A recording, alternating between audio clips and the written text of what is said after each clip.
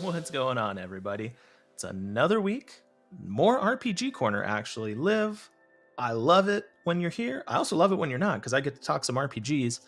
And today, I was kind of going back on memory lane and I was thinking about my personal favorite Final Fantasy game of all time. I know here lately things have changed. Final Fantasy 16 is a very you love it or hate it game, not much middle ground. And so I'm going to take you back to my personal favorite, and I actually have a copy right here, Final Fantasy V. And we're going to talk about why it is the best Final Fantasy of all time, at least according to me. I'll let you be the judge of that. So Final Fantasy V was initially released on the Super Famicom. We didn't get it here in America until the PlayStation 1, and we had it in one of the anthologies, Final Fantasy packs.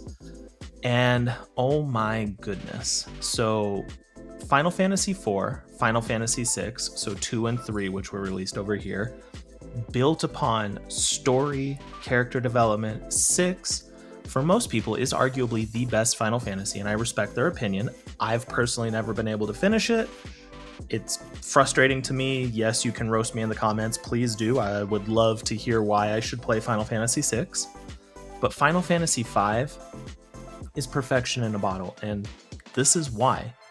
It amplified the story beats. So on the Super Nintendo, when it came to emotion, when it came to compelling you to want to enjoy that story, 5 set everything up so 6 could run with those powerful moments with Kefka and Terra and the rest. In 5, you're starting off your Barts, you're trying to solve why the crystals are breaking. You pick up Ferris, you pick up Lena, you pick up Galoof along the way, and it's just really, really fun. I personally am a sucker for a game with a very amazing job system. Final Fantasy Tactics, God Wars Future Past here recently, Summon Night 6. I love tactics-based RPGs, and I love a job system, and this was a beautiful marriage of both. So if you play the original version, you're going to get 22 jobs. If you play the Game Boy Advance version, you get 26. And the combinations are near infinite.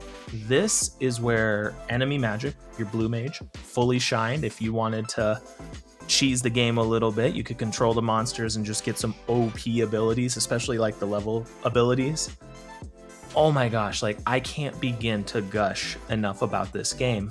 And I wish we would have got it on the Super Nintendo because it would have been a smash hit. But hey, PlayStation 1, that's where you got to play it initially. So what makes this game so amazing besides the job system?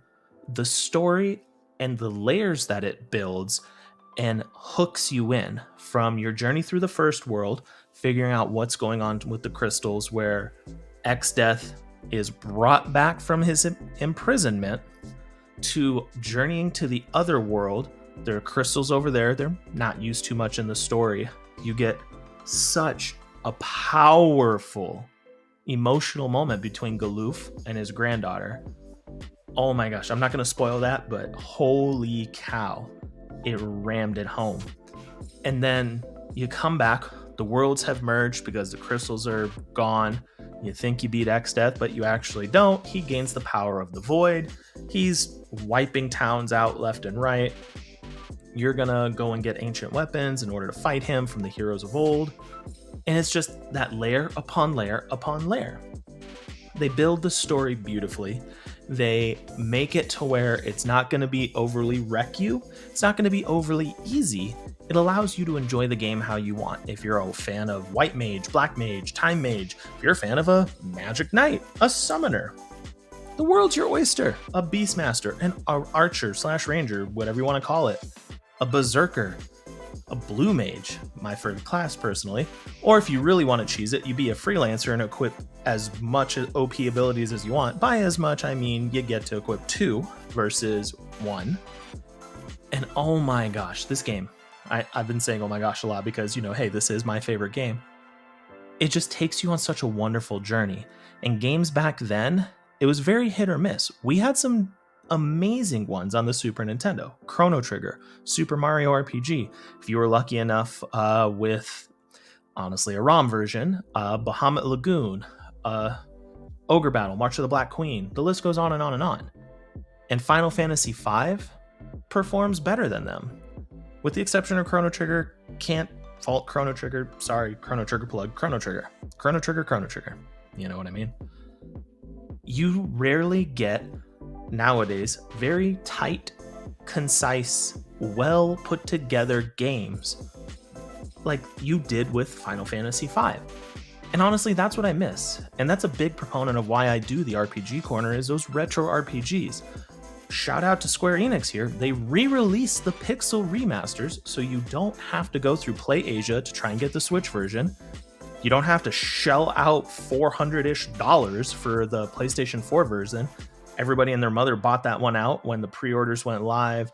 It was super stupid, and then reselling happened, unfortunately, to pop it up to that kind of price.